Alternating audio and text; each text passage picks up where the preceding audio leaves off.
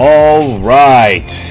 And tonight we're coming out of the ghastly hallows. I am Pumpkin Jack, boarding the last train to New York with my two co-hosts. This train is bound for Busan. This train... It's red, everybody. Hey. An unwilling passenger both here. Basically that hobo who kind of snuck in and was like... That was a wise hobo. You don't besmirch that hobo's name. Bolt chose to be the hobo. There's nothing I can do about that. He just chooses to be the hobo. So, tonight's subject matter is, as we do our sort of intro, our sort of second entry and goodbye to the fuck Hollywood meltdown that I had a couple weeks ago, we're going to touch one of the films that I think were, dare I say, my favorite of the 2010s. I actually think so, yes. The Train to Busan was my favorite zombie movie of the 2010s. Fuck you, Brad Pitt. Your movie sucked, and I don't approve of the PG-13 zombie movie. I've said that on here before, and I'll say it again. Fuck you. Your movie sucked. Fuck Mark Forrester, too, for making that terrible movie. So, I have not seen World War Z, but I do have similar feelings about a PG-13 zombie film. Were we on air when we were talking about that? Yeah, I think we might have been, but we're just going to rehash that one more time. But it's just, our basic point was, like, if you're going to do a zombie movie, you got to do a zombie. Yeah. Like, you can't be cagey about, like, what's going on in a zombie. Okay, sorry. Yeah, I don't want to see ants eating a rotten thing as an allegory for zombies. Like, fuck you. I want zombies in my zombie movie. You know, like The Simpsons. You put your garbage in a garbage can, people. I cannot stress that enough. Same shit. You put your zombie movie, you put your violence and your gore in a zombie movie, people. I cannot stress that enough. That's why we go pay the ticket of admission. I don't care if it's interestingly written. It was a poorly written movie. And honestly, World War Z, a lot of people who love that movie, and I know a few of them are out there, some of them might be listening, did a really bad number on zombie movies, because at that point Hollywood never gave another zombie movie that kind of treatment again. Like, that was the last big budget zombie movie of the 2000s. They never gave them that budget again. It never got released in theaters like that again in the 2010s until Wasn't it supposed to be like a really, like, conceptual zombie movie? Like, didn't it go kind of deep? Wasn't it sort of like a zombie movie but with the flavor of a dystopian movie? It was trying to say something. Yeah, it was trying to say something, and it was trying to be like that movie from the 90s, Outbreak, or one that came out early in the decade called Contagion. Trying to do all that shit, and it failed. Like, just nosedived right deep into fucking mediocrity. Like, it was not a good movie. Well, Brad Pitt can be forgiven for one stinker. Yeah, one stinker. Although he hasn't had a hit until recently since World War Z. I feel like that movie was a bad move on his career, too. So, 3 years after the stinker that was Train to Busan, it was World War Z. My bad. Freudian slip there. Korea turns around and goes, hold my beer. Hold my beer. And they come up with Train to Busan, with a similar graphic, right, of like the wave of zombies attacking and all that stuff. It's just they don't rely on the wave. They rely more so on something else. And when I get to that something else, it's going to be very apparent as to why we're in the state that we're in right now with Hollywood. And why Train to Busan was like the herald of all that. When this movie came out, 2016, I want to actually ask you guys a question. What was the most popular thing in 2016 at the time? When this movie came out, like, what movies were everybody going to go see at the time? Like, what was the knockout of 2016? Trying to what was I doing in 2016? I was living in Chicago. That's what I was doing. And okay, no, I do remember one movie that came out in 2016. So for half of 2016 for most of 2016 actually I lived in Montana. I moved to Chicago at the end of 2016. But the movie that I saw by myself in theaters in Montana was Sausage Party. Nice. Do you remember that movie? I remember Sausage Party. That was a smart that movie. like That was everything Seth fucking World War Z Rogen, wasn't. yeah, like satire of religion, but hot dogs and vegetables. Mm-hmm. Yeah. So, Bolt, do you remember what movies were bumping in those days? There was something that had its Oh. grip on Hollywood at the time of 2016 that like still hasn't let go. Like nothing comes out to me back in 2016 in terms of movies. See? That was when Avengers Mania was running wild already. We were well on our Oh. way towards. We were heading towards Endgame already. They were beginning all that shit in 2016. Okay, I don't know why I didn't remember any movie from that. I guess phase. There we go. Three? Somebody else brought back like Batman v Superman, right? Like we're in that time where like everybody Oh. is coming up with these superhero movies and Oh Hollywood no, is, I pressed it. yeah, like Hollywood is now deep into that noise. Out comes Train to Busan, and I have to be very upfront with Train to Busan. I remember when the trailer dropped, I had been watching a lot of Asian movies, and I had a very strong Asian friend group at that time, and it was one of those. I'm like, this is gonna be insane when it comes out. I just have a feeling. Then it comes out. And even people who I know don't watch foreign movies were giving me calls. Have you seen it? Have you seen it? Have you seen it? I go, since when the fuck do you watch zombie movies? So, like foreigner films. You never seen this one. You don't watch those.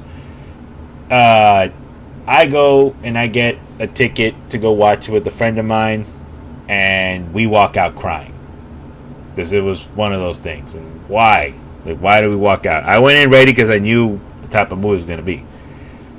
Koreans pretty much told everybody when this movie came out, you don't need to rely on known, already established properties to make a hit. You just need good storytelling.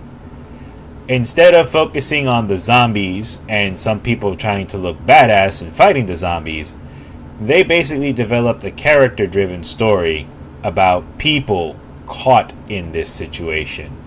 But at its core, we're still telling the story. So I'll give the sum for Train to Busan very quickly. An estranged father and daughter are on their way out to Busan to see the girl's mother for her birthday. They are having issues because he is an estranged dad. He's not a very present person. He doesn't care to be a present person. He just thinks if I throw money at this problem, it'll go away. And obviously for a little kid, even that doesn't work because he's giving her stuff that she doesn't really care for or doesn't really want. Like a Wii. She already had one. And it gets darker when you think of 2016 when this movie came out. There was already the successor to the Wii was already out. That means he's just like that far gone. Like it doesn't really matter. So on this train ride, well, him and his daughter, most stories would begin with them two having conversations and discussing the nuances of a divorce, how in Korean culture this is very taboo, which is even why his mother said you should really try to talk things out with your wife when you go visit her over there. Don't abandon a marriage. And it forces him to kind of sit down and have a deep reflection on himself. This is what it would be. Because I've seen a lot of these dramas. Like I watch a lot of them with my wife. However, and I'm not dismissing them, this is usually like a real conversation that people should have among themselves as they get older. And that doesn't happen here. We start ourselves in the zombie apocalypse. Springs onto Korea while these two are stuck on the train. And you meet other people, and he meets other people, and you begin to realize what the other plot of this movie is about. It's a guy running away from his sins. Because as we begin the film and as we end the film, we realize a lot of this stuff is inadvertently our main character's fault. I don't know if you guys picked up on that throughout the film. Oh yeah. A lot of the zombie outbreak is his fault. So what's the difference here with this film versus any other foreign film? Well, it still has not been adapted to the States. Mostly a movie like this comes out and a year later, boom, they've got somebody doing that adaptation within like clockwork. I remember they were already talking to Liam Neeson in like 2017 to do it. And then I remember Isn't there one in the works? It's in the works, but it keeps getting delayed. And it's like, back in the day, though, a movie like this, they would have hit when the iron was hot. As soon as it wraps up in theaters here, they would have gotten that out, like Girl with the Dragon Tattoo, Quarantine of last 2 weeks ago's we covered on here. Like, they don't really stay non-adapted like this one. The other thing too is a lot of the times those actors make the jump, and they didn't, because what this movie pretty much showed a lot of people was Hollywood is no longer the be-all end-all. Hollywood is pretty much stuck in its ways, but the rest of the world has marched on. Without Train to Busan, Parasite doesn't get that Oscar, because Train to Busan introduced a lot of Westerners to Korean cinema. Without Train to Busan, we don't get Dragon Lee. We don't get Don Lee making his way over here to the West doing action movies and also changing the landscape. Without Train to Busan, a lot of people wouldn't be introduced to Squid Games, because that guy from Train to Busan was in Squid Games for a few episodes. He was in it for a few rounds. So, what did that do? It introduced another culture, another way of doing things, and another way of storytelling that people still thought was very fresh when they saw it, and they revisit this movie and they still find it very refreshing. It's still a legit movie, and I had to sit there and say, after rewatching it a few times for this episode, it still was the best zombie movie of the 2010s. And there were people that tried to compete against it, but it still was, in my book, the best one of that decade. If anybody has another alternative or something to shoot at me when you see this episode on the VOD, go right ahead and comment a counter. But Train to Busan did tick all the boxes and took itself seriously enough. Oh, just a viewer, you don't know how that movie ended. And we'll get there when we get there. So, first, I asked you guys this a while ago, but I'll ask you now. I'll ask this one ahead of the top, on the top of the clock. Thoughts on this one? Thoughts on anything I had to say about Train to Busan? And one more time for the road. Fuck Hollywood.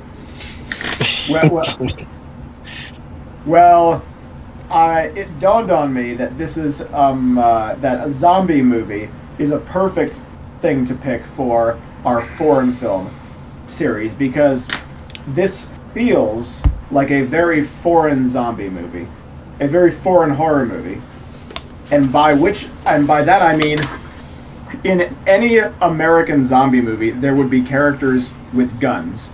Mm-hmm. The fact that there are no characters that just have guns to fight the zombies with makes it feel like a very non-American zombie movie. And I think that's the advantage of having a zombie apocalypse break out in the United States, is that people just have guns. That is a pandemic that we could handle. Oh, we wouldn't be able to handle that. A lot of those people walking around. I'm listening. If you hear me and you live in a red state or you own a gun and you feel cool, if a zombie came at you, you would freeze and then go get bitten when let the gun go off, like that guy in Resident Evil 2 did. The first guy you run into in Resident Evil 2, he had a gun shot and he got killed. I mean, some people with guns do know how to use them, but, you never know how people are going to act when something that's never happened happens, so. Yep. But yeah. There were people in this movie that had guns. The military. Yes, the military. And they got overrun. But I'm talking about just like the first round. The first round, the military got overrun. No, but he means like regular civilians. How would regular civilians go in this? Yeah. But it's very fascinating. Like, that actually is another thing which a lot of the people who review this one, they're like, you can tell it's not an American zombie movie because there is no random guy with a gun. Like, know there would be some random guy with a gun on a train from between the Amtrak and all that. And how would it change? And that's actually one side of it, too. The other side of it, too, is also how culture kind of has a big thing to play in it, because the way that the people behave is very different, right, from what we would see. Like, have you guys taken an Amtrak in the past 10 years? I'm just curious. Like an Amtrak. No. That's our equivalent of the... For those of you abroad who might find this someday, In Korea, they use Koreel or something like that. Koreel or something like that. And in Japan, they have the bullet train. Here in America, we have the pony. I mean, not the Pony Express. It should be. It was better. We have the Amtrak. And the Amtrak, basically, when you get on, there's only a dude that walks by to scan your ticket, puts a little paper, and then that's about it. Nothing else happens. There is nothing else that happens on the Amtrak. There is no food cart, unless you're going far, which our buddy used to do, Red. There is no food car, no food cart, nothing. You literally are on this train for 4 hours. Fuck you, go to bed. That's it. I used to take the long trips when I was a kid a lot on trips to visit my grandparents in Pennsylvania, and I remember the dining cart was my favorite thing, and I really loved their pizza when I was a kid. See, that's nice. You actually saw the dining cart. And then later in life, we did it again, and I went to get the pizza, and it just wasn't the same. The wonder and magic of the pizza is gone. That's all you did. You went and ruined the wonderful magic of that childhood pizza you used to get as a kid. But we got a question in chat. It's like, don't watch movies that you loved as a kid that you haven't watched since you were a kid. True. Yeah, that's a good call. What is will ruin the memory. What is the question? Could a zombie apocalypse story in Australia setting work? They did one. People do have guns in Australia. It's just the wildlife is much more scary, you know. You need to demonstrate a particular intent of having the gun. Like, you need to be a hunter. You need to be a historical collector. You need to be a hobbyist that goes to the shooting range regularly, or do gun competition. So people have guns in Australia, but not quite as many, I don't think. Yeah, no, and they've done Australian zombie movies before. I think one was Wormwood or something like that. There's been a few. They've done them, and the whole post-apocalypse genre was born, as we know it today, was born in Australia. You know, that guy who did the Jesus movie, then he had a freak out when he got pulled over. What was it? He was in The Simpsons. Mel Gibson. There we go. Mel Gibson. The Road Warrior. You forgot Mel Gibson's name. Yeah, sort of. It's just that he's kind of been in a lot of bad things. So, like, Mel Gibson essentially started that whole post-apocalyptic wasteland genre was born there. Oh, with Mad Max? Mad Max. That's the one everybody uses as a reference to, Mad Max. But back to this one, because Mad Max 2. Another non-Hollywood film that got a nice adaptation here that people thought they wouldn't understand. That's how little Hollywood thinks of you Americans. They wanted to dub Mad Max, a movie in English, so that you'd understand it, because they didn't think you'd understand Mel Gibson. Mad Max. Fuck Hollywood. One more time for the road. Fuck Hollywood. So, they didn't get added to the list because by two... One more time for the road. We're not done with the show yet. You know what? You can't say for the road when you're still on the road. That's why I can, because we're about to board the train to Busan. We're about to board the train, so that's why I can say fuck this, fuck Hollywood one more time. I said it. Fuck Hollywood. You are going to say it again. We have plenty of this episode left. You are going to say it again, I guarantee you. Fine. I won't say for the road anymore. I'll just continue saying fuck Hollywood. We only say for the road when you are going on the road. No saying for the road on my store. In my store. So, anyways, as we return back to this one, we go back to Korea. We had a little journey in Australia. What else can't I say about this one other than the cultural impact, which I touched on in the beginning? But I actually wanted to point something else out, which was very different about this one. Back to it being a character story. Only in foreign films do zombie movies ever have character growth. Have you guys ever noticed that? Yeah, now you mention it. Like, what was it? Shaun of the... Bingo. Was it Shaun of the Dead? Yeah, Shaun of the Dead. Like, the dude is not the same person he was by the end of the experience. Mm-hmm. Yeah. But, you know, here in the West... that one's the exception that proves the rule, though, because that's a comedy. Yeah, it's a comedy. the point isn't really the action or the gore. The point is the funny. Yeah, and it's a character funny story like this one too, right? Once again, that's not a Hollywood movie. That's a foreign film. And people forget because Simon Pegg and Nick Frost made the jump to Hollywood not too long after making those movies. And so did a few other people in those films made the jump. That's what I mean, right? Everybody does it except for these people. These people are like, no, we got plenty of work in Korea. We're fine. We're good to go. You guys have Aquafina to hold Asian people down over there. Leave us alone. But I go back to it. This one, what I find interesting was the way you meet the characters. So I have to give that little girl a lot of credit. She really held this movie down in every single avenue of it. I think that little girl's like the best child actress I think I've ever seen. Great.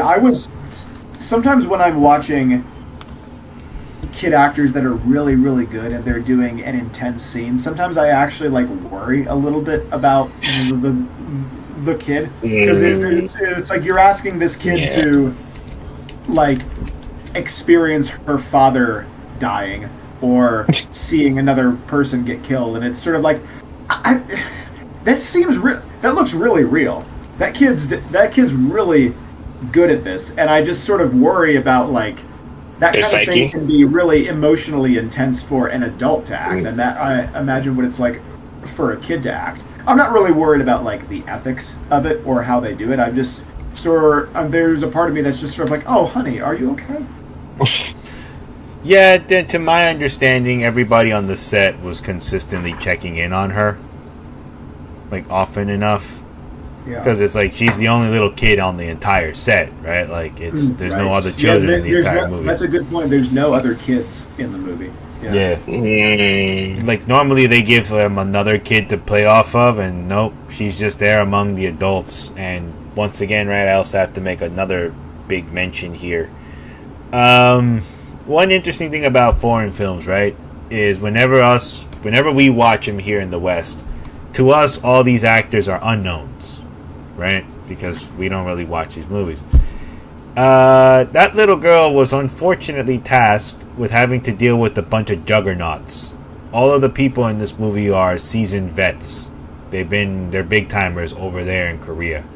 So she kind of had to hold her own against people that are like Korean Academy winners in this movie. And that's another thing I want to point out when it comes to cultural differences.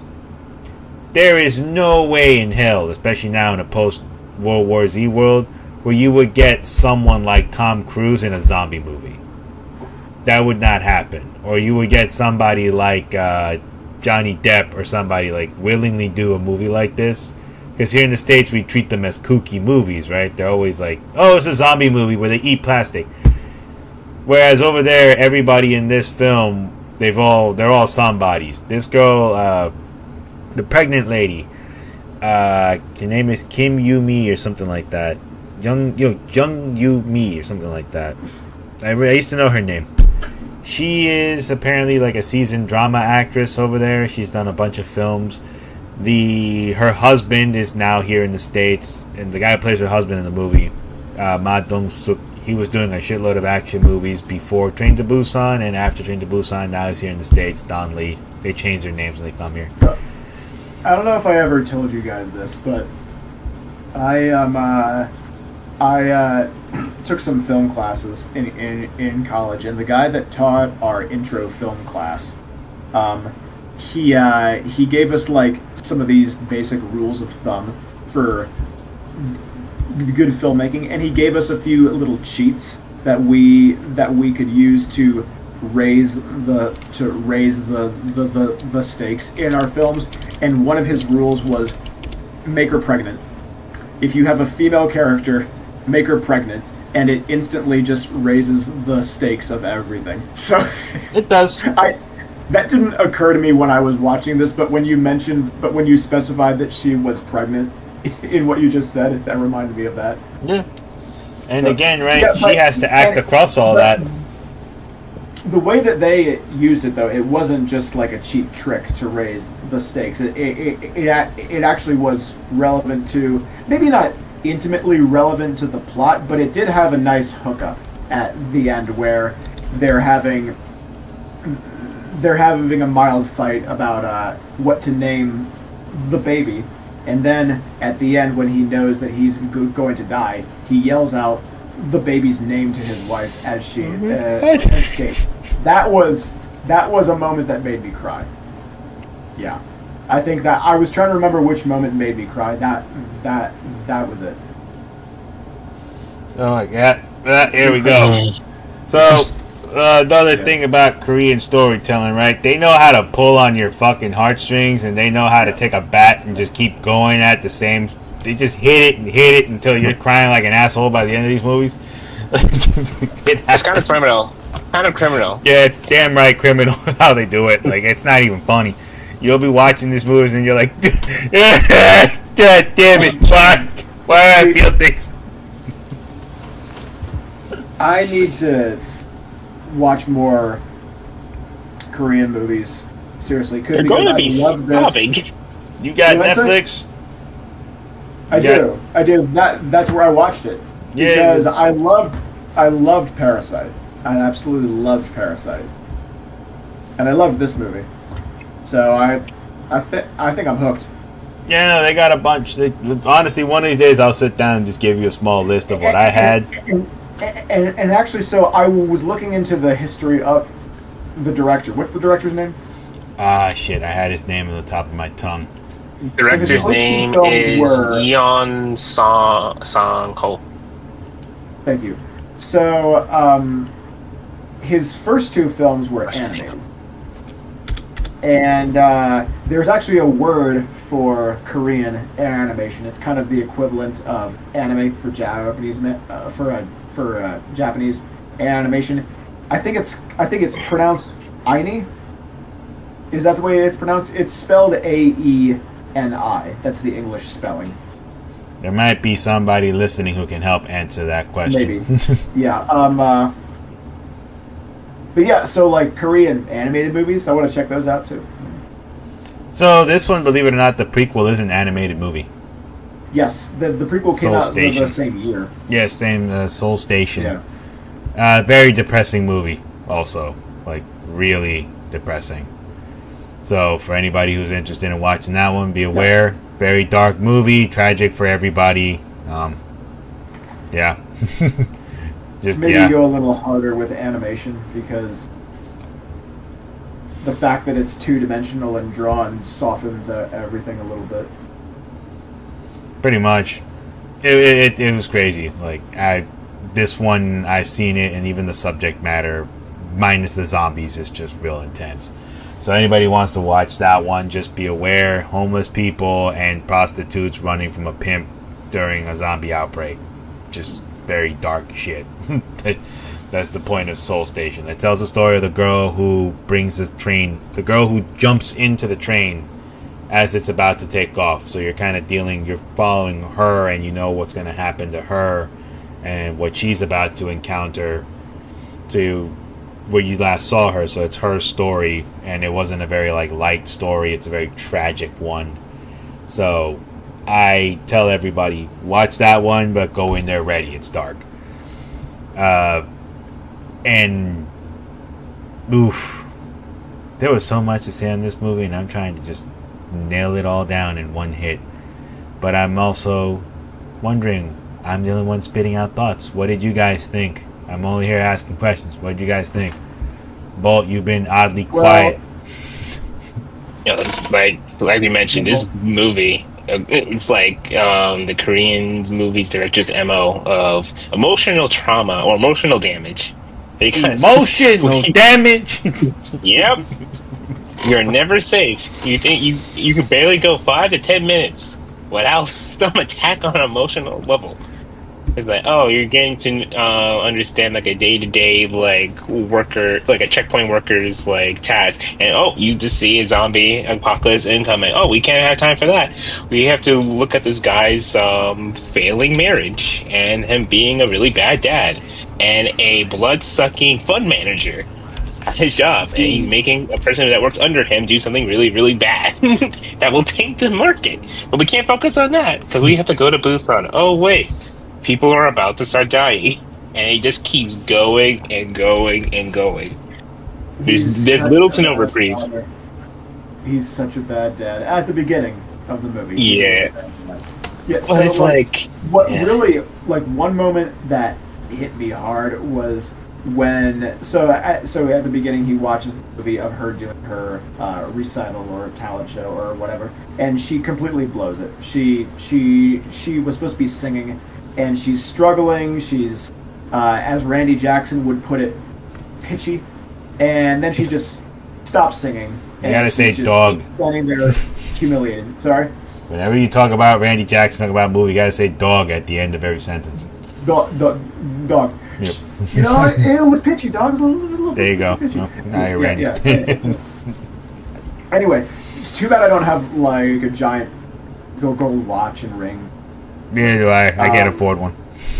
Or like a. Maybe next season. Maybe next season. Maybe next season, folks. Yeah. Once we reach those 100,000.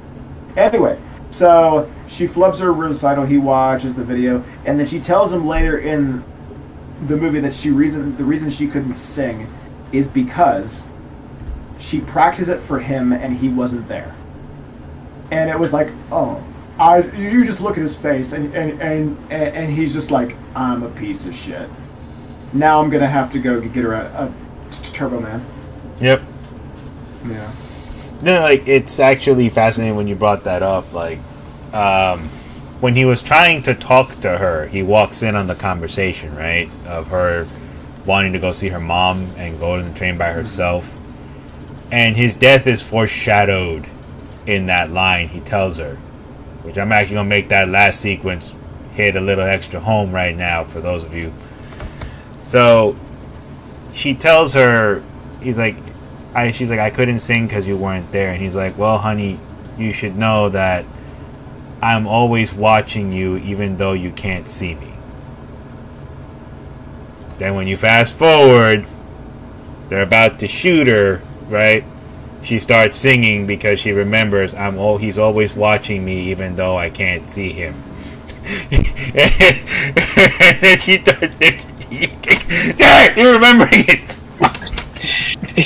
Breathe. See, there's a few things in this movie where I'm like, this has happened in different movies before, and it needs to stop. But so one of them is using that aloha for a touching moment in a movie. I feel like I've seen that like dozens of times, like Stitch. that song used as sort of like the emotional core of the movie, and it really worked. And I like the song. It's a really sweet song, and the hookup in this movie, like, it didn't matter that that song has been used before. It was a beautiful hookup in this movie. It worked really well. But also, we need to stop starting horror movies with an animal getting hit by a car. It's just like, I feel like every other horror movie I watch, the first scene is an animal getting hit by a car. Yeah, I know.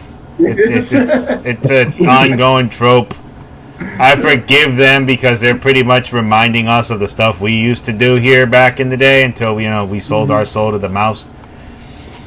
That's why I let it go. I'm like, all right, I'll let you go. But for that reason. It just occurred to me. So, like, part of the plot in this movie is that it was a lab leak. This thing was made in a lab, and actually, the main character guy, it was a lab that they did business with. And they dumped the stock because they funded it. Apparently, so somebody explained it to me. So I'm like, how the hell is this his what fault? exactly happened? What happened was that lab was more or less cutting down because the hedge fund was not being managed right. Like, it was going through some tough times. So when you pull a stock out, they lose money. And then that money is not just like, when you see something in numbers, right, you think, oh, I'm making my $10K, and you sell it, and it's off, right? in reality, when you do stuff like that and you pull money out of an organization, tons of things are affected by it. All of your decisions, and this is the point that they're trying to say, your decisions affect every facet of every other thing in the world around you. You are not an island unto yourself. They were pulling money out because the stock was drowning. Those people did not have the proper funds or supplies anymore to make sure that everything that all of their equipment was up to snuff.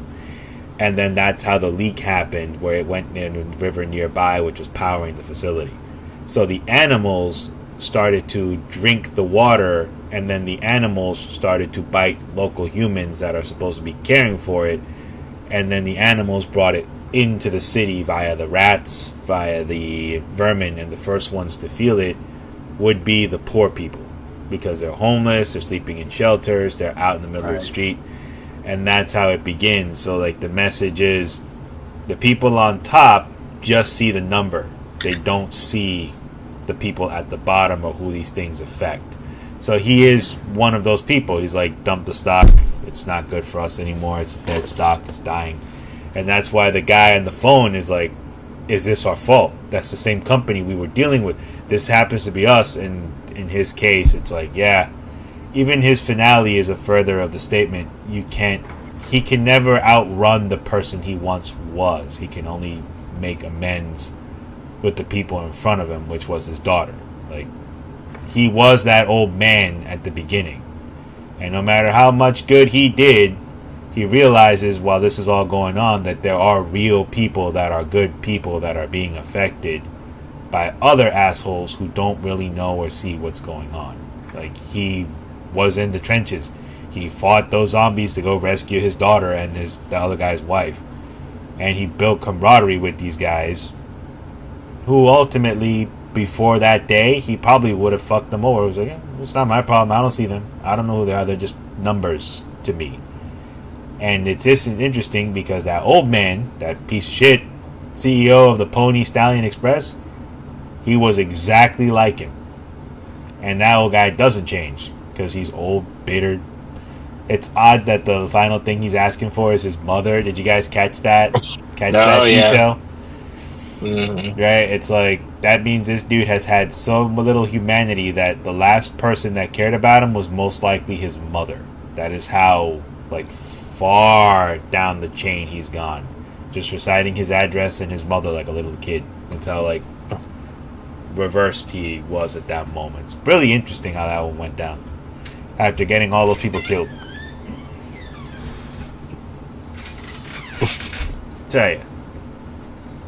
So yeah, stories of Train to Busan.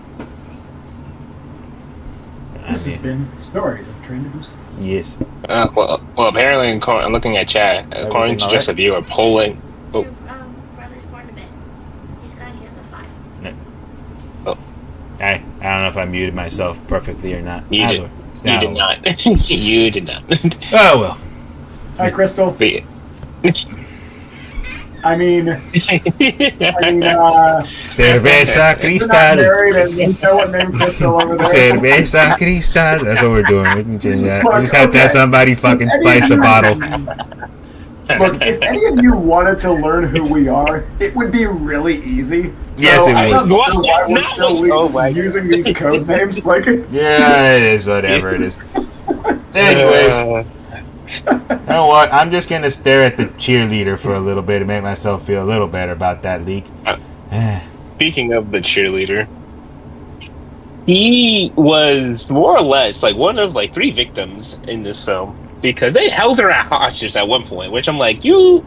The only way you can get away with this is during a zombie apocalypse, and that's the only reason why this is going on. Well, again, right? You use your fears against you. Like, all those people were unnecessarily and unrighteously afraid of something that they couldn't really see.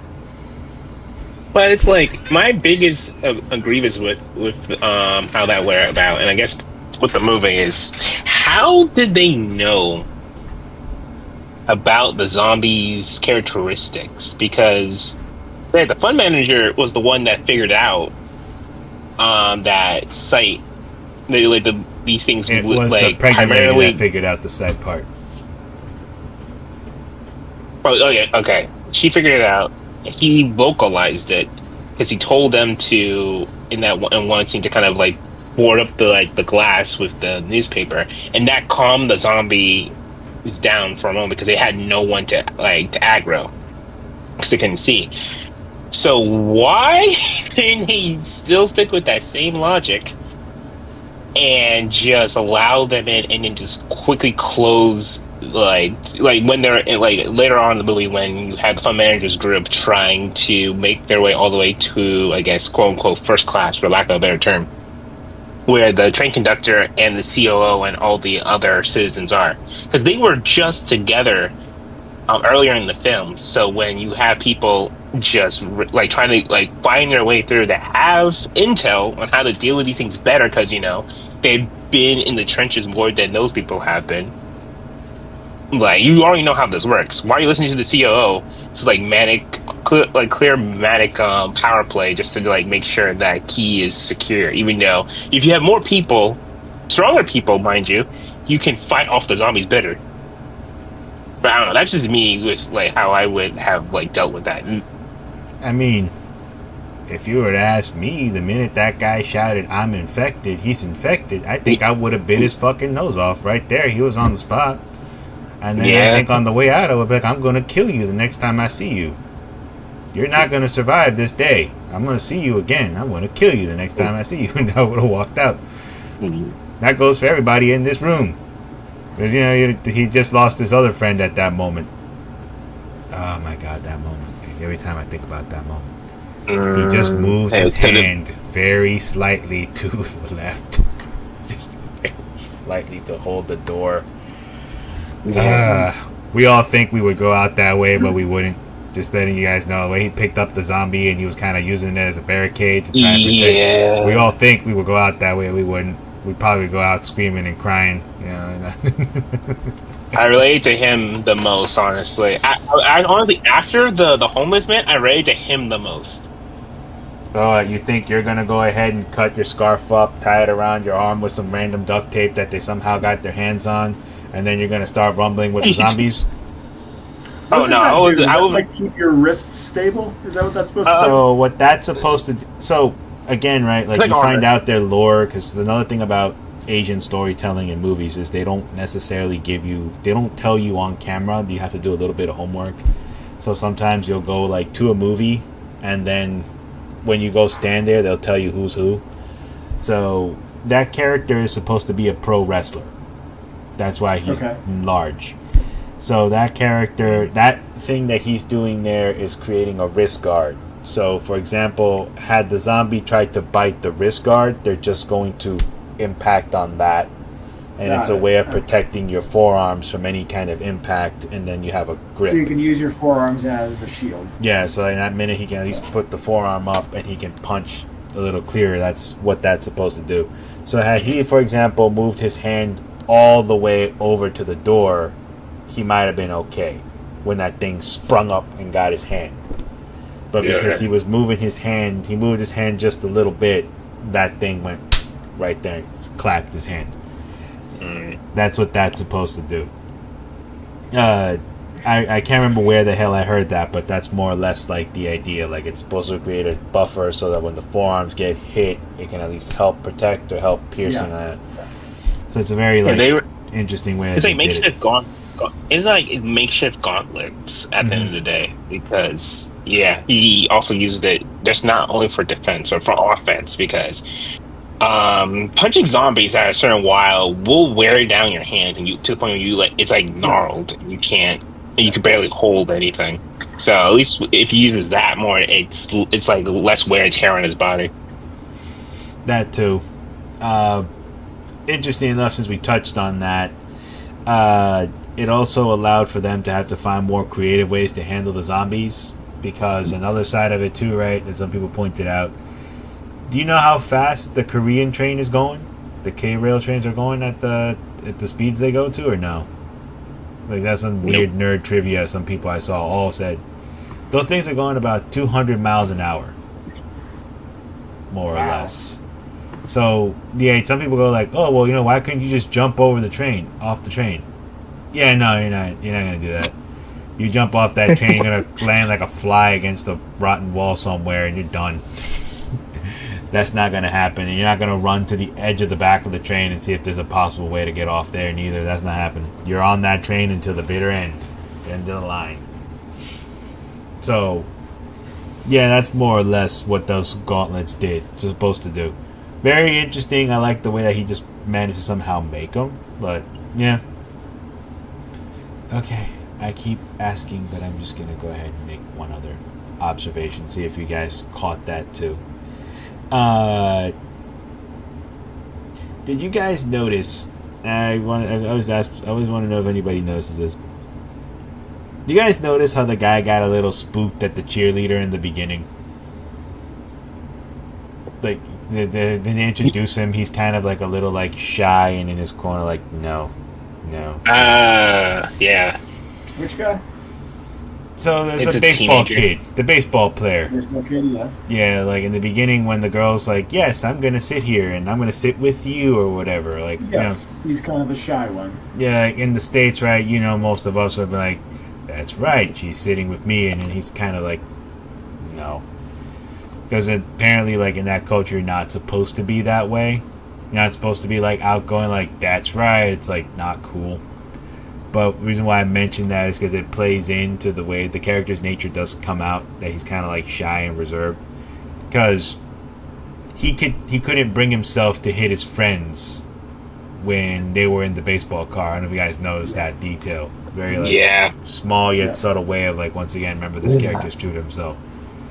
But it goes to him being young and like, okay, in a life-or-death situation, you need to bury those things and you need to think about the here and now and the future. You can't think about the past because that will get you killed. Yeah, and I'm actually going to point out again, right, like the way that this one was done. When you go look at his friends, though, like I actually saw some of the costume images and stills of how the friends were done up. They're bloodied. They're very like, there's a lot of like cool little cell animations for the veins all over their bodies and shit, and those cool contacts, and they're like spitting blood out of the mouth. I thought that was a pretty, like the zombies in this movie look really nice. I love the effects they put on them. Unlike World War Z, where they're just basically CGI grade hollowed out like shells, and then that is it. I'm like, again, just have to point out, right? There is no real gore in this movie, right? Like you don't really see people get pulled apart or anything like that. It's just a very like quick, like they're getting bitten up. Maybe a bit of blood splatter here and there, but there's no like hard gore in this one. But it did a better job of telling the story, and I've actually like asked questions like, why is it that this one though, like it kept me on my seat, whereas the other one after a while I'm like, he somehow survived a plane crash. This actually happened in World War Z. Brad Pitt survives a plane crash from a commercial airliner, and he just kind of gets out with a bit of a stab wound in his gut, and he just soldiers on with some Israeli soldier lady, and that's about it. That's the plot to World War Z. He does that. Whereas in this one, I'm like, why is it that there's less effects here, but I'm more invested? And I'm like, oh yeah, because it looks nicer. The way that they did it is when the zombies are actually attacking people, there is blood coming out of their mouths, and like that, the zombies themselves look very menacing, and each zombie looks like it was personally touched up. Which I don't know if you guys caught that effect neither. I thought it was a pretty fascinating one. I know we're kind of jaded because we did two zombie things by accident back to back. I didn't mean to kind of pick two foreign zombie films. Well, I will say I'm glad you did, because the quality between those two, from like Korean to Spanish, they're very similar, and they're both dot tiers away from what you're describing in an American zombie film. Well, I'm like, it's better now. What was the last good American zombie movie you guys watched? The Good American Zombie movie. Mm-hmm. Zombieland 2? That was like 10 The years Question ago. mark? Yeah. Has it been 10 years? Shit, hold on. Not close. Which one you say, Red John? We're not using code names. No, I on was asking if comedies count. They count. The zombie movie. I don't the know. States. You know, the only zombie movies that I can really think of the Romero film, Wreck, this one, and 28 Days Later. And 28 Days Later is also a foreign film. Yeah, they're all foreign. So, yeah. The Oh, wait, last. Zombieland came out in 2019. Oh, so You could say, that's like- recent. I think you could say that genre started in America, but the rest of the world has really ran with it. Oh yeah, it did. Because although Yeah. it started here, Italian people got their hands on it out there, and they made some really great films, which we can touch on if we were like to go back and check out like some old '80s Demons films. Like they're legit. Oh man, those movies are so fun. I love those movies. But anyways, I actually watched one today before I came on the stream. It's pretty good.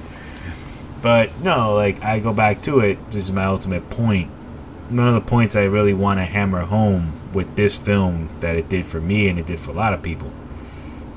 The idea that there's one be all end all, I think this film pretty much did make the point to show, yeah, no.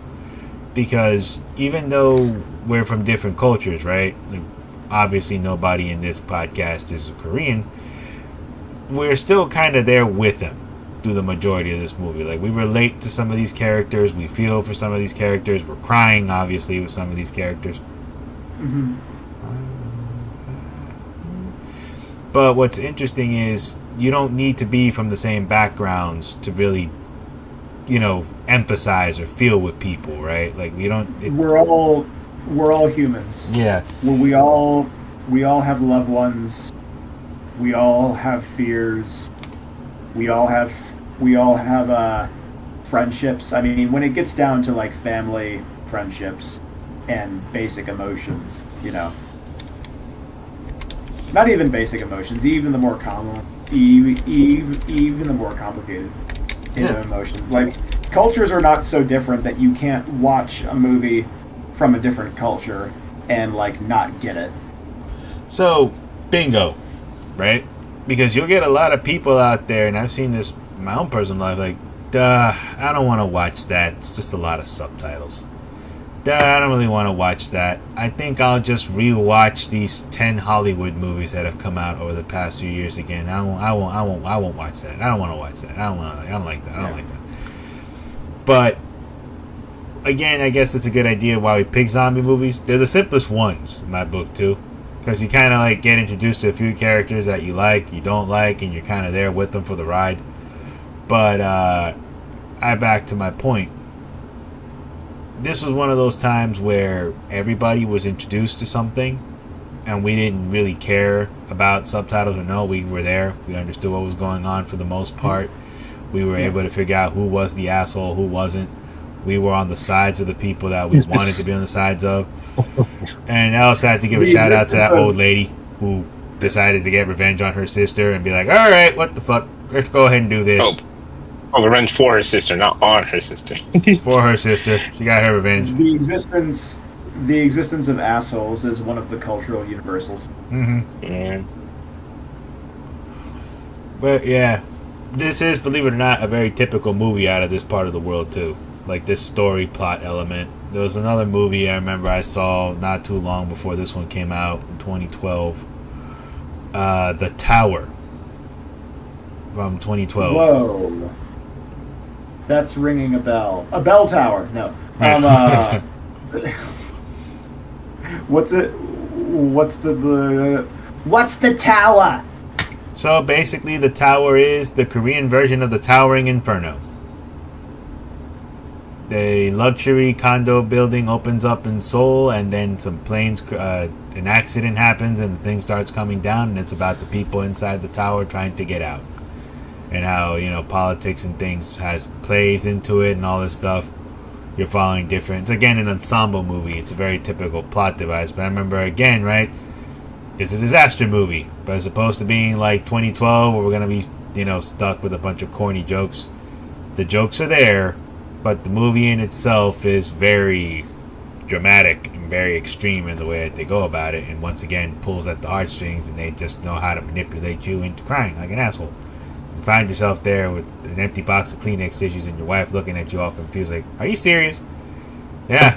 Yeah, I know I make fun of you for crying in movies all the time, but I'm over here crying Train to Busan for the 15th time. I can't hear that little girl sing that song. That bothers me.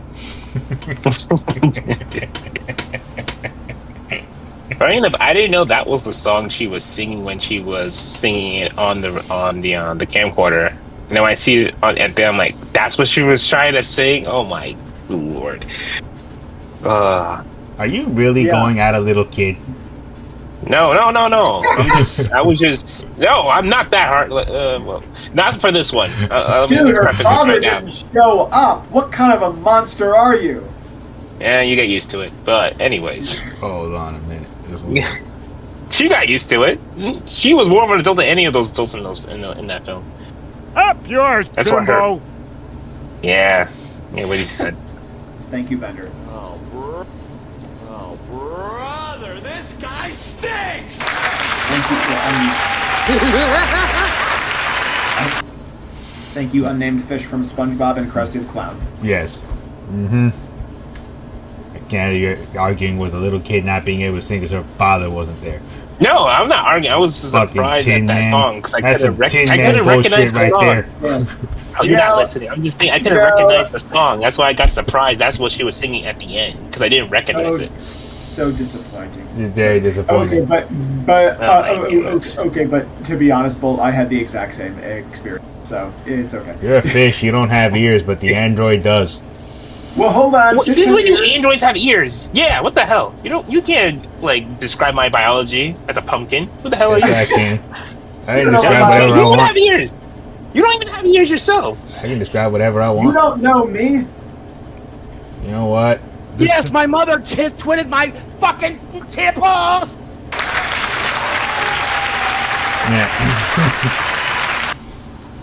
Yeah. Yes. Back out of that one. Fish have ears. I'm here to remind you. Snakes do not have ears. Those are the ones that do not have ears. Fish also have a cloaca, which you can take those ears and stick them. So, as we were pointing out. And there's your biology lesson by the Ghastly Hollows. Wow. That's a non-biology podcast where you would throw around the word cloaca on. Yep, damn straight. Yes. Oh boy. I had so many things. It's okay, to this go is over only this one in the tank. I had so many things to go over this stupid movie, and for some reason my brain is just farting right now, and I just can't remember anything else I'd say. Red, who was the character you most related to in this film? Character I'm most related to. He related to the terrible father CEO. That's what he related to. I don't even have children. How can I relate to the terrible father CEO? Terrible husband, CEO, father. I am a husband. Yes, I am a terrible husband. So that part I relate to. Oh my word. He wasn't even a COO. He was just a fund manager. I liked the guy who was supposed to be the pro wrestler, the guy with the pregnant wife. We all liked him. That's why he came to Hollywood. We all liked him. Yes, yeah. I like him because he's the one that starts out good and ends up good. So he's the guy that's good throughout the movie. The main character starts out bad, turns good, and then the CEO of the COO. Whatever the does it fucking matter? He's an asshole. We don't like him anyway. That guy was bad from beginning to end. Yeah, we don't like him anyway because he was an asshole. He's an asshole. Yeah. Yeah, like if I liked him, I'd be correcting you, but we don't like him. He's Korean Harry Cooper. He's a piece of shit. That's what he is. If you're gonna piss on people's graves, you make sure you get the grave name right. That's all I'm saying. Go around pissing on people's graves. That's a waste of resources. That's a lie. I know you piss on many people's graves. They see right there. That's one of many graves that you would piss on. The people who I would aren't dead yet. So, anyways. Now, in all fairness, I actually wanted to touch a little bit on that villain, quote-unquote, villain character, because, shout out to that actor. He did a good job of making me hate his ass. Like, I feel like if I ever saw that guy in real life, I'd actually throw him in front of a street. Like, there are some movies that, so one thing that a movie can do to really hook you in is create a character that you really hate and who you really want to see get theirs. it's sort of like, like when I was watching this movie, I was like, okay, this guy's gonna die in a very satisfying, and I'm looking forward to that. So, see, this is where you can get out your. This is where you can get out. You can exercise your darker instinct, kind of get your vengeful yayas out as far as like celebrating the death of another person goes. It's it's a fictional person, so it's okay. Don't do that with real people, but fictional people, it's okay. You're too This late. guy. Yeah. Damn it, Pumpkin. But yeah, I was just so mad. Even when you said like you can like relish in his death, he made it possible for me not to because he freaking bit the main character on the way out. I'm like, what the hell? He had one job. It was to die like a mama's boy. Yeah. In peace. No, and it's like the conductor risked his life to help him. And That poor man. he takes the conductor and he throws it into the zombies. So what a piece of shit! He threw a bunch of people into the zombies. He threw that He first just attendant into the everybody zombie else pool. matters.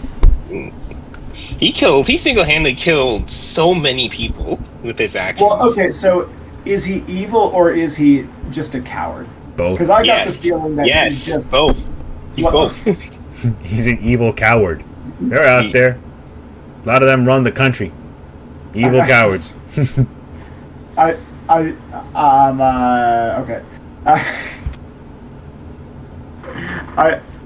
I suppose that's one way of thinking about it.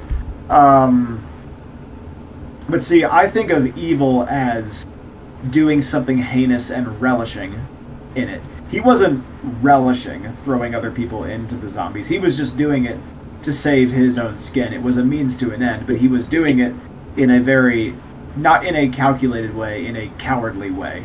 In a way There was where one it's just instance. like he had lost, he had kind of lost control of himself. His fear was just was just taking over any better instinct that he might have had. Yeah, When I he don't know. yelled- He didn't have any good instincts to begin with. Yeah, your But fear here's has the to be thing. all kinds of fucked up if you know there's a little girl and a pregnant woman out there and you're not going to Yeah. open that door. Yeah.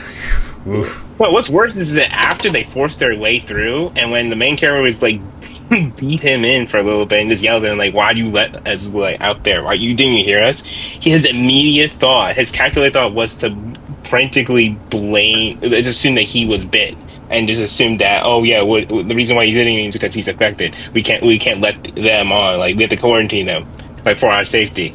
Yeah, that's where he became like evil. Like he showed his progression from like cowardly, self-preserving asshole to I will make sure I'm the last living person to make it to Busan, no matter what. You know, Women, there's- children be damned. Yeah, there's doing something that's going to keep you alive, but if that thing like makes you no longer a person, is that worth it? Well, apparently to Korean Harry Cooper, yeah, he thought that was all worth it, even though he was already bit and he still threw the fucking conductor in there. Being an asshole. Yeah. I hate that guy so bad. Yeah. Fuck that guy. He reminds me of too many people I've met in real life. I'm just like, I think that's what it is, telling- right? You meet people Yeah. like that's why it's a really good character-driven film. You meet people like this in real life, and you're like, God damn, you remind me of that asshole. There's I gotta know be that asshole some- would do that. There's got to be some list out there called the most contemptible characters in Korean cinema. It's Oof. too long. You know, something It's this too movie long. wouldn't even be at the top. I've seen some real pieces of shit in Korean movies.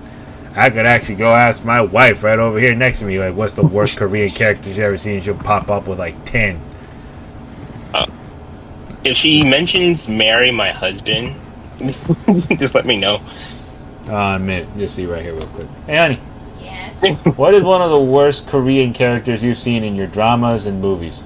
Like, worst of all. There's a bunch of them. See, here I said there's a bunch. I think the ones for me are the ones that kill children and women for just like greed. But there's a whole bunch of them. Well, which All one? the- Which one can you think of off the top of your head? There was that one drama you just watched with that rapper. The rapper? Yeah, the detective rapper guy. The ancient one. Oh, Taekyon. Oh, that one. Yes. Oh yeah, there's a bunch of bad people in that one. Yeah, there we go. She couldn't even pinpoint one dude down. There was that many. I had to remind her of one drama that like does fill a guy that does go around killing women and children for his own needs. But has she seen Marry My Husband though? Yes, she has seen Marry. You've seen Marry My Husband, Yes. right? Oh my God, yes. Yeah, see? OMG, There we you're go. awful. See? There's a bunch of characters in that one too. See? Yeah. Welcome to Korean storytelling. I know all these things because of her, and I was watching these dramas well before her and I got married. Oh boy. So, I'll ask one more thing, and then I guess we'll start figuring out where we're going from here. Because, Therapy. oh my god. You don't go to therapy. You're a fucking robot. Just hit Control Alt Delete. I And meant figure for shit you. out. I meant for you, Mr. Oh, I cry at a little girl singing. Oh, you cruel asswipe. You're gonna sit here and say you didn't? Ooh, I did not. ooh, man. He showed vulnerability, and you throw it Yeah. back in his face. Yeah. Yes. You. Wow. Okay, Yeah. who's the most contemptible character on this podcast? I have a vote. Yeah, me too. I'm not a person. I have one too. Most contemptible host on this podcast. I got one. One of the I'm a talking co-host, heads. too. Yeah, one of the talking heads on this podcast. Yeah, I think I know which one it is. Mm-hmm. We Fuck. kid. Yeah, we kid and we kind of don't. Oh, brother, this guy stinks! So did you figure out what you were going to transition into now? Well, I was going to transition into the damn it. Now you made me forget with your horrible, uncontentable comment, douchebag. No, there was one thing that I did want to like actually go into before we were done with this one. What do you guys think makes a good written character, though? Ooh. Like, what is at the essence, right, that makes you feel for these people? And honestly, like, in the time I've been consuming a lot of these cinemas, I'm going to be upfront. Korean cinema is kind of taking over the world right now. Taking the world by storm right now, at least. They're actually out there writing characters that people can get behind and transverse subtitles, subverse cultures, and even, I say subtitles because for a lot of people that's actually like the biggest hurdle, right? Sitting down and watching something in subtitles. Not to be one of these pretentious asswipes, but I'll say read the subtitles. You get the real performance as opposed to the dub performance. It's not the same when you have to watch live action stuff. Read the subtitles a bit. You'll hear the actor actually go for it if you can. I understand it can be a bit tough to not do it, but I always recommend if you can do it. But I also think that in this one, everyone's motivations are clear. So it does help sort of flesh these characters out. And it's something that I feel on our end over here we're losing in Hollywood. Can somebody give me at least if you can think about it, like what's the last Hollywood character you saw that had strong motivation in what they were doing? You know, I mean, this isn't directly answering your question, but I think that you're right that American movies are in decline. You know, like movies are just not what they used to be. It's just like they're not as popular as they used to be. They're not as good as they used to be. Like, and this is I don't think this is just like a good old days type take from. No. There used to be a golden age where like we were the ones doing all this cool shit, and now we're not. Yeah, no, this isn't just some like fuddy-duddy take from someone who's approaching middle age. I really do think that movies used to be better than they are now. American movies specifically. Yeah. So yeah, like I don't know. I can't even like remember the last American movie that I saw in theaters that like really, or even like a character that I fell in love with in an American movie. So, not to be a But, pessimist, but I'll give one from this year. Because I think we're kind of correcting course again. It's just that I hope as a populace we stick to it, because your saviors, folks, are not in the Marvel Cinematic Universe. Your cinematic saviors are in horror right now. I will once again say that I think the best horror movie out of 2025 was Sinners. And that was another story that was very heavy on the character drama. That is the exception, actually. Yeah, that is the That's the exception. most recent one, but it's the only recent one in about 10 years. In the 20 Yeah. years, it's been a while. Like, we don't really get them now. So I'm kind of sitting here going like, hey guys, WB made a lot of money this year on character-driven stories that were not all about the effects and all about just quick jokes to make you forget what you're watching. For better or worse, Superman was also a very character-driven story where he's trying to wrestle with who he really is and where does he fit in the grand scheme of things or where he wound up. You know, like, we don't need to hear his origin a million times and have us told who he is. We just need to him figure it out. If you haven't seen the new Superman movie, I suggest go give it a look on those grounds alone. Like, forget what you know about Superman in a conventional term and walk in there assuming what he was originally supposed to be. He's one of us. He grew up with us. We accept him as one of us. He's not a god, you know, like they try to do in some of these other movies, like Greek god mythology. Like, he is essentially a dude from Smallville.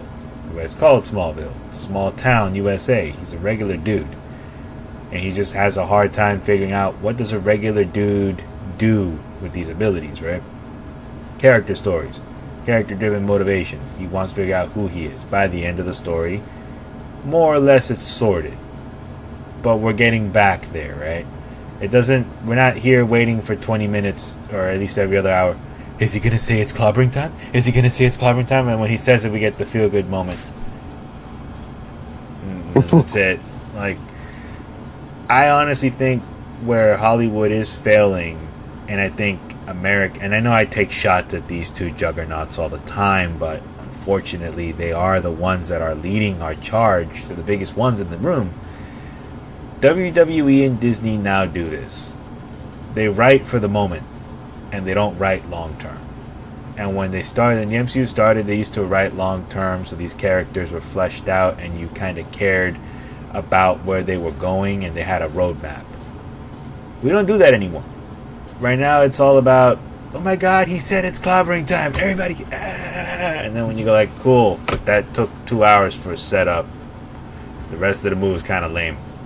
I haven't seen Fantastic Four. I'm not saying it's lame, but you know, that's your typical Marvel movie right now, right? They all have the same formulaic plot when they're introducing characters to you, and after a while you're kind of like, okay, everybody else is doing it, and we kind of just sit there and go, oh yeah, but wasn't it funny and cool when he did insert, you know, quip joke here? It's like, I might sound pretentious when I say this, but no, it wasn't earned.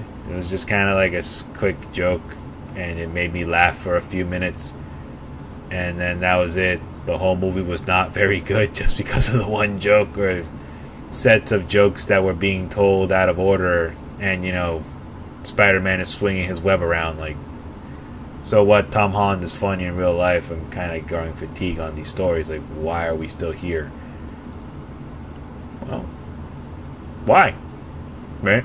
Like, I'll ask you guys that. Why are we still there? People have trouble saying goodbye to the. Goodbye to the. You cut out a little bit there. People have trouble saying goodbye to the character. Yeah. I mean, Yeah. it was such a hard time saying. Why some shows. I think that's why some shows last beyond where they're, like, well beyond where they're at their peak in quality. It's just like sometimes it kind of doesn't really matter that much how good the show is. You still just like the characters a lot. Yeah. Like, So people just keep watching because they like the characters. yeah. Like, again, though, we like the characters. They're well written. Like, why are people still reading Batman over these years, right? Like when Batman is written right, we love Batman. When Batman is written wrong, we kind of dump. And I say all that to go back to this point. In 2016, this film showed everybody what we're really missing. And a lot of people are like, well, I had this argument. Well, Brad Pitt was a fleshed out character. He really wasn't in World War Z. He's just an investigator. And he knows a lot of stuff, but he never really tells you much more about himself other than he's a dad. And that's about it. Like, you see him with his family. That's about it. But, and you see him showing off his knowledge. That's about it. Here, we see who these people are. Right? And I know I keep saying that. I keep saying it, but I want to get the point home. I wish here in the States we would do this again. Because there's a lot of talented people here that can convey this kind of stuff, and they're just being slept on. You know what I mean? Like, there's a lot of good stories out there waiting to be told, but we're so busy worried about, oh my god, in D20, now Disney has their own convention. Johnny Depp said he might come back to be Jack Sparrow.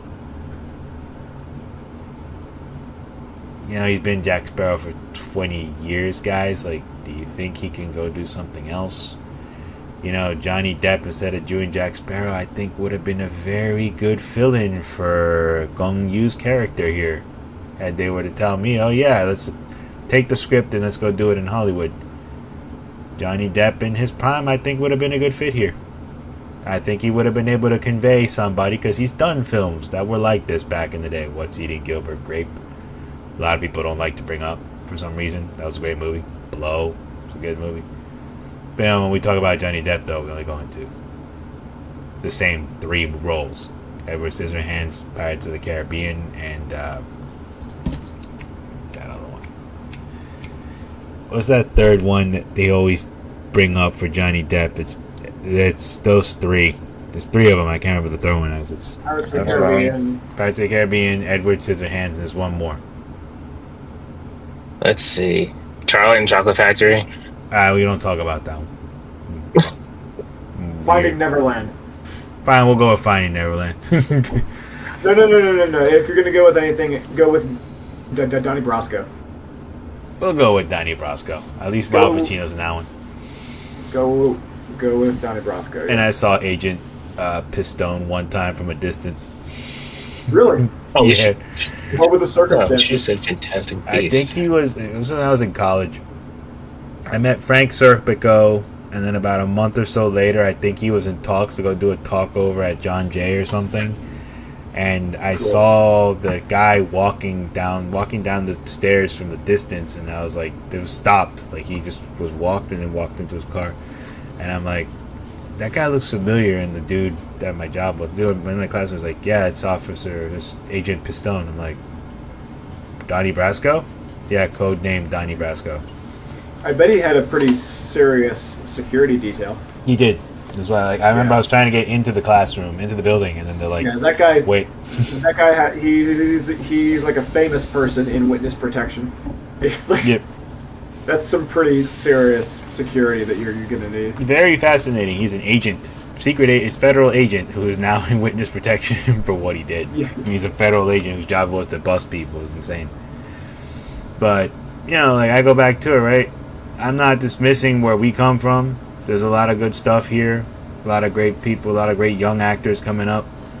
But at the same time, I'm like, guys, how many more times do we need to go back to Hogwarts? Because we're going back to Hogwarts soon enough, believe it or not. They're doing a whole series about Harry Potter, and it's like, why are we going back there? There was already a bunch of movies done. Has money. Nostalgia is the money-making machine. It's ridiculous. Yeah. But you see what I mean, right? And there's a bunch of people who are excited for it. I'm like, why do we have those movies already? We can go do something else. We don't even need to be adapting books. Why don't we go hit up some... There's 3 guys running a podcast right now that are talking about a Flesh Eater disaster movie. Well, we give them a chance. Hire Bill Murray to be the Flesh Eater. And you wonder why. Who would be a good flesh eater? Do you think would Bill Murray be your first choice? If I had it my way, it'd be Bill Murray. But Bill Murray be fucked up enough to be like, Yeah, I am the best guy. If not Bill Murray, that dude who was the... He's in so many movies, I forget his real name.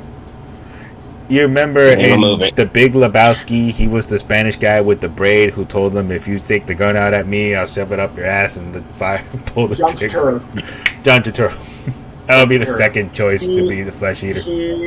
He plays Jesus in The Big Lebowski. Yes. That dude, he's like he's a fucking chameleon. Fuck with the Jesus. Oh, he was in the Batman. What the heck? Yeah, he was. He was Falcone in the Batman movie. I know I've seen his face before. Yeah, like, there's stories to be told. I mean, they're going to do an Office sequel. You guys should have given that money to, again, there's 3 podcasters coming up with the idea of what it would be like to run a wrestling territory with all the weird things that happen out there. I even have actual wrestlers ready to consult on that, ready to go. Give us that money. We'll do it. We can even run it on YouTube. Save you guys some YouTube money. And Trump won't sue us. But you can't promise that last part. That's not a guarantee. Yeah. The way you talk, oh yeah, you can't guarantee that. I wouldn't be talking. It would be actors. It is WWE, so he might even hear about it. So. Yeah. Well, no, it wouldn't be WWE. That's the whole point. In that storyline, I made a point to never mention them because that's what that idiot from Arrow did. He mentioned them in his show, and then he didn't realize, in America, they really are at the top of the food chain.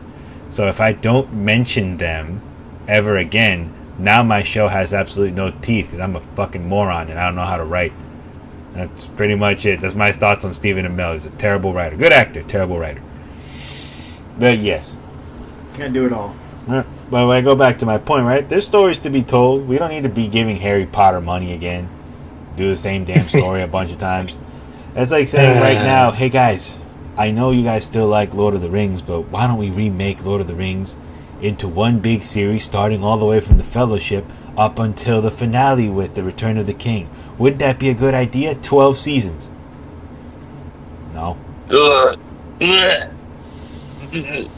I wouldn't want to watch that. Why? The movies are good. And if you want like full extensions of the movies, there's a 12-hour version out there. I wouldn't recommend anybody watch that, but they do have like 3.5-hour versions of Lord of the Rings. Peter Jackson shot everything.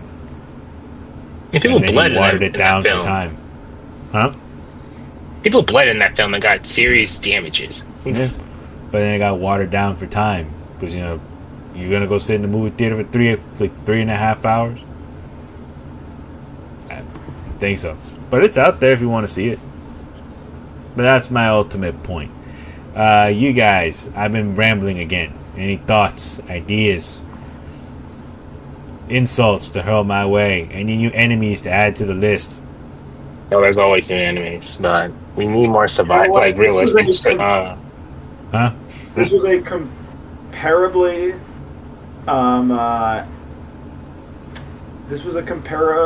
comparably peaceful episode. As Ghastly Hollow podcast episodes go, this was very peaceful. We did not sarcasm is enemies. Don't concerning. start now. No. Let's end on this nice note of magnanimity. Let us go out with a message of love. Fine, I'll go out with a message of love. I did enjoy this movie. I recommend it to everybody. And one known slept fact is that cheerleader chick is a pop idol, by the way. Yeah, that doesn't surprise me. It's how weird it was that like a lot of these people are in this. You're like, oh wow, you guys all do a lot of strange. There's a lot of things going on here. Oh, she's a former member. Yep, former member. She's like 2 degrees separated from the Burning Sun scandal.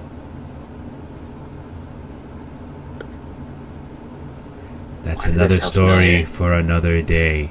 If we ever choose to cover true crime on this podcast, like some kind of cheap rotten mango, we'll call ourselves Ripe Mango. Love you, Stephanie Sue. You're funny if you ever hear this. Ghastly Hollow sells out. I wish we could sell out. I want to sell out. Nobody wants to buy us. Somebody would, if Hulk Hogan were to come out here in his decayed hand, be like, I have $1 million for each of you if you stop saying my name. Done. Come on, come on, give me the money. You would not give me the money right now. Sell that quickly. You would not sell that quickly. You would get more from him before. Oh, like I'm gonna get more from Hulk Hogan. His wife already took everything. It's the unknown hidden money by the Cayman Island somewhere. Oh yeah, like I'm gonna get more from a dead guy. I'm not gonna get any more than that. And besides, you take the first number. The moment you get all picky, then they're gonna be like they can strong arm you like the NFL does to people.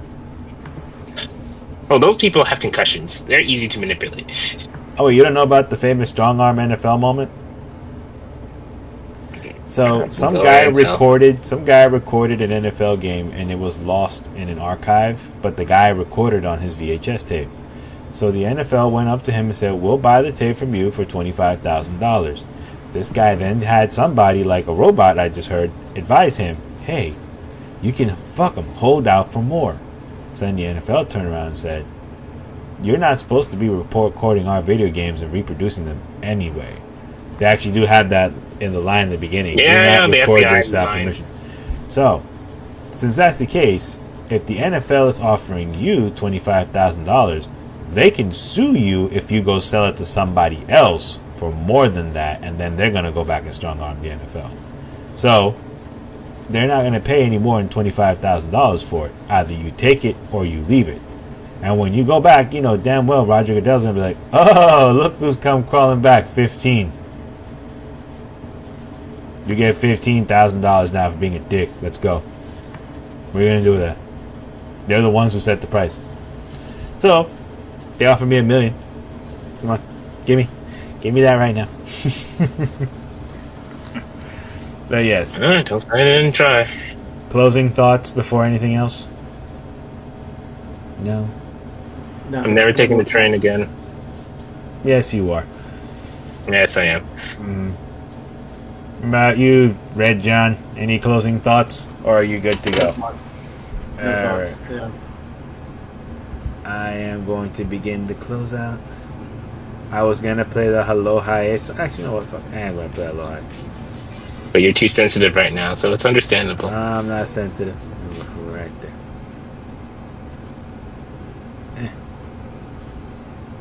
Why don't you just play?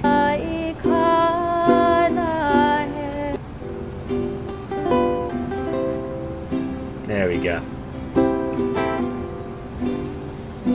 Oh my god.